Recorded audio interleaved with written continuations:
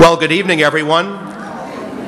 I'm Father Mark Hessian, and on behalf of the parishes of St. Anthony and East Falmouth, here at Christ the King, in Mashpee, and our own parish of Our Lady of Victory, it's a pleasure to welcome you for the third of these summer series of speakers we've been enjoying in June, July, and August. Father Brian Hare, Father Tim Radcliffe, and tonight Justice Ann Burke. I'd like to express on behalf of the three pastors and all of us some brief words of gratitude to so many who work behind the scenes to make these evenings a great success. So to Sister Shirley, to Pat Friel, to Dottie Hiltz, and the Hospitality Committee, who once again have some nice refreshments for us, to the ushers, the greeters who come from the three host parishes here, to John Lees and the Publicity Committee, and of course to our videographer, Judy Warren. Let's show our gratitude for all their kind efforts and good deeds. Not only have we been able to attract a couple of hundred or more participants to each event, but especially through Judy's fine work and the posting of the web page associated with this parish of Christ the King, hundreds of other people have been able to view the prior speakers, as I'm sure they will after you post tonight's presentation. So, without further ado, it's a pleasure to take a couple of moments and introduce Justice Ann Burke. A pastor of a Protestant church in California, Robert Schuller, has a great turn of a phrase. He says, "Tough times don't last, tough people do." A lot of wisdom in that.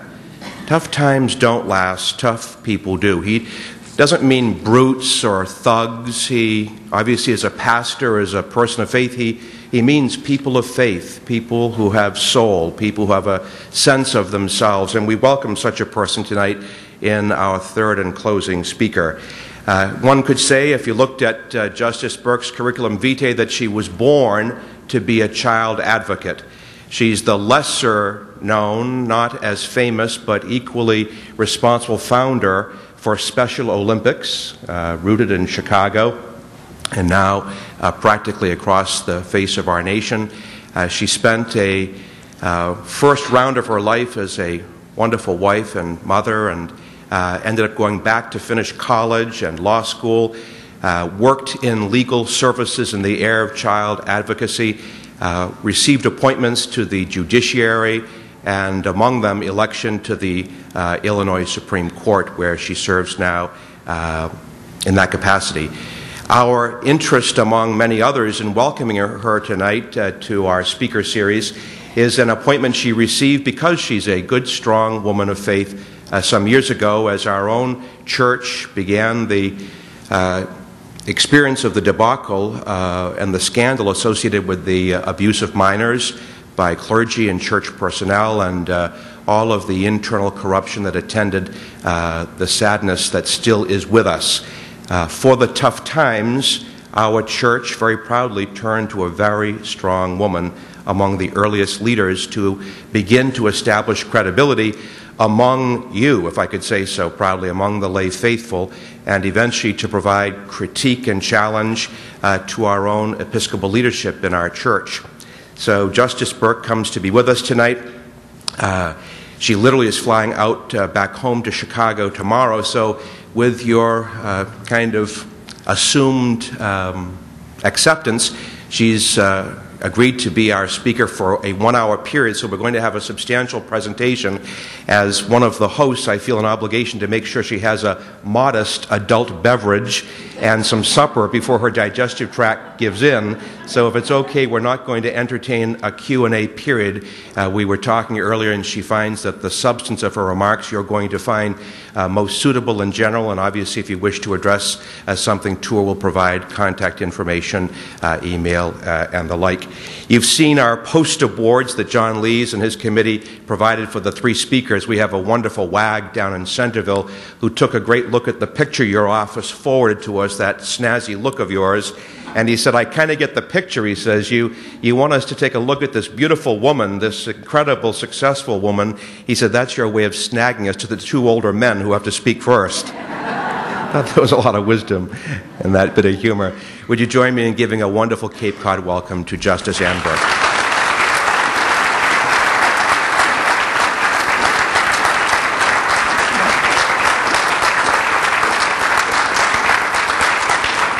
Well, thank you, Father, very, very much. I hope you all can hear me. I am supposed to speak tonight as a private Catholic in the public square. But before I do, I just wanted to say good evening to everyone, and many thanks for that kind introduction. And I think it would be very difficult to deny being a private Catholic in that public square after that. I am delighted to be here in Hyannisport, and so pleased to be part of this remarkable Catholic Summer Speakers Program. And I want to acknowledge the great work which the erudite pastors of the three parishes here have brought about with this program. Their high regard for the intelligence of the Catholics of America, especially in this ocean-kissed community, has its roots in their great service to the Church in our nation over the course of brilliant careers as theologians, teachers, and pastors. This is rarefied Catholicism. I am honored to be a part of their distinguished endeavor here, even if they are Red Sox fans. And I think I have to disclose something up front tonight. My husband Ed and I, and our entire family for generations, have been proud White Sox supporters. But our 13-year-old, Travis, has somehow, despite our best efforts, become a Cubs fan. But this is just another example of our local dichotomies of life in Chicago. The actress Lee Grant. I hope someone remembers her. Anyone remember her? Okay, great. She once said, "I've been married to one Marxist and one fascist, and neither one would take the garbage out." But I think of her words often whenever I encounter the great debates waged in the church, when I see the cantankerous forces of opposing ideologies strategizing against each other. In the middle of it all, I wonder, is anyone taking care of the poor or the sorrowing? Does anyone really care if the Pope is wearing ermine again? Against the resurgence of the return of lace on the Vatican ceremonialists, are any of the survival issues of everyday life genuinely being addressed?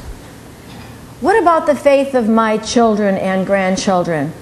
Are there any heroes of faith left for them?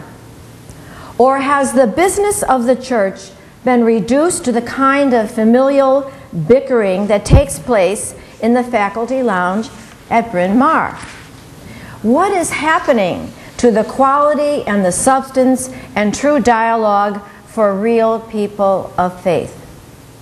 I believe that our common heritage as United States Catholics has never been more important, more dramatic, or more threatened.